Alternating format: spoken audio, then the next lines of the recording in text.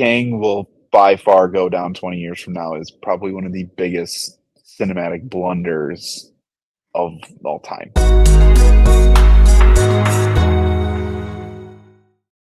You know who's not eating over at Marvel? Kang. Avengers, the Kang Dynasty, the original title for the fifth Avengers movie. Well, that is no longer your title. Marvel is reportedly moving away from that. But to kind of give a note about this, this was via the Hollywood Reporter. Marvel was going away from Kang before Jonathan Majors got fired, before all that came out. And what kind of led to this was the reception of Ant-Man Quantumania. Quantumania, baby. So guys, is Kang officially done? Or do we think that this title change is so that the movie can focus on other things than just Kang? Or are they just done with Kang? We have this conversation, it feels like every other week. But honestly, more fuel to the fire comes out every week. So here we are again. I think they're gonna rework the title just to make it have less of like the whole movie's gonna be about Kang and his dynasty and all like the full Quantumania linkage. But they have to explain some parts of what happened, and like they gotta pay Quantumania off and stuff more than just Loki season 2 and whatever Deadpool 2 does or Deadpool 3 does. Mm-hmm. So I think it's more of them just kind of subverting expectations. Here's kind of like going back to what we were talking about before with James Gunn and making pivots and moves and those types of things for the greater good of the cinematic universe, right? And obviously, it's no secret with everything for what's going on with. I was about to say Jonathan Majors, but if they were going to cool off on Kang in general, that's good. They have baked in now an expectation to where they could have erased Quantumania for the most part. Having the TVA, having them hunt, having Mobius say what he said at the end of Loki season 2, having Loki where he's at now, and then obviously now bringing in Deadpool and crew, whoever that might be.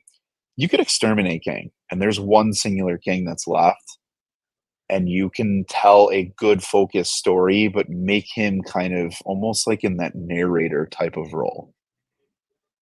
Right? And just kind of have him be like, the world was going to end, and just shift him to more of that ethereal type of feel, and then put him back in the game for a minute. I don't think Kang should go away per se, but I do think he's damaged goods at this point, without a doubt. So whoever does take over the role of the recast for Kang, good luck. I mean, we'll probably touch on in a minute of how they should make him look, but Kang will by far go down 20 years from now as probably one of the biggest cinematic blunders of all time.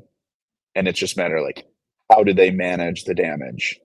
And just, you can put him on the shelf, and I think fans like us will be cool with it. At this point, yeah. Because if you came, I think, to all of us and you told us right after Avengers Endgame came out, and we were like, and you said, hey, Kang is going to be the next villain for the MCU, I think we were all down with that. Because we knew what they could do with that. We knew that in reality, the possibilities were endless. But it hasn't felt that way. It's felt so lackluster, and I'm not even talking about the phases. I'm just talking about specifically Kang. Even though we have great moments with He Who Remains, 100%. You then get Quantumania Kang, and then He Who Remains comes back, but then you get Victor Timely. And I'm not knocking Victor Timely; he was a good character in Loki, but it just felt like they could have done more, and they didn't. They left a lot on the table. In reality, if they wanted to make Kang feel important, big, and like the character that he should feel like, he needed to be in almost every project in some capacity. And not get left guessing at the end of Quantumania. Shout out to Spider-Man No Shirt. But I mean, I think we all went back and we were just like, and they could make this work, but we shouldn't have to really say that about a saga big bad. There shouldn't be a question on the first introduction to be like, where'd you go? You know? Yeah. And those ups and downs with that, I mean, if they could go back in time, I wholeheartedly believe Marvel Studios and the executives at Disney would be like, no. Like, let's not put that in front of people. There needs to be an alternate ending. I wish there was an alternate ending, truthfully. Yeah. That'd be awesome.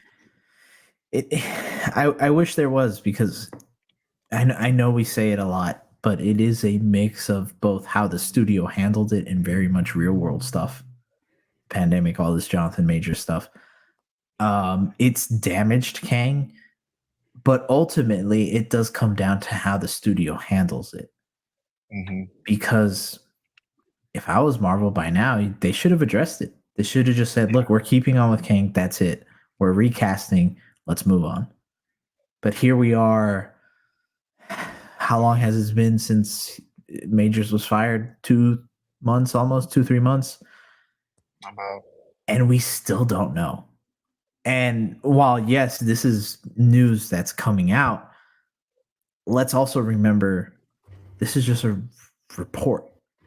This is not a confirmation. Yeah. Until we see something from Marvel. So next month, Marvel can come out and just be like, JK, here's our new Kang. They'll just post them for St. Patty's Day. Just an Instagram post. And just like Kang with it, just like, hey. I'm lucky I'm still here.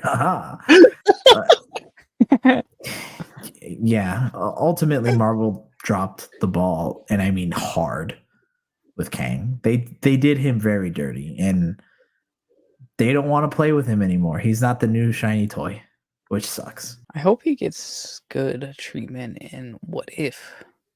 Like how Ultron kind of got redeemed or got some cool moments in season 1. That's a really good point. The thing is, though, Ultron could be redeemed in one thing. In one project, I mean. Like, it doesn't take much to change Ultron. It takes a lot more to redeem Kang. Well, I meant just like show more of like his power and but not like redeem his character, but just show like what could have been in an animated scale. But what I mean though is it's easier to do that with Ultron in 20 minutes than it is with Kang. Kang needs much more time than 20 minutes. Now, what if they went the route of pulling in one of the 3 that were in the post-credit scene versus redoing the Quantumania version of him? Like, truthfully, a what if, what could have been if the 3 of them, a Ramatut, or, the Scarlet Centurion, whoever it might have been, what if they continued their story, eliminated all the Kangs, and what would the world be? Something along those lines. Because I was still interested in those 3. I was truthfully invested to see what they would have done to follow up on that post-credit scene. I didn't really care too much. The only Kang variant that I cared about were those 3 and He Who Remains. Quantumania, see ya. Timely, bye. It'd be cool to see, but I don't know if it would make me feel the same way I do about the What If Ultron. That's fair.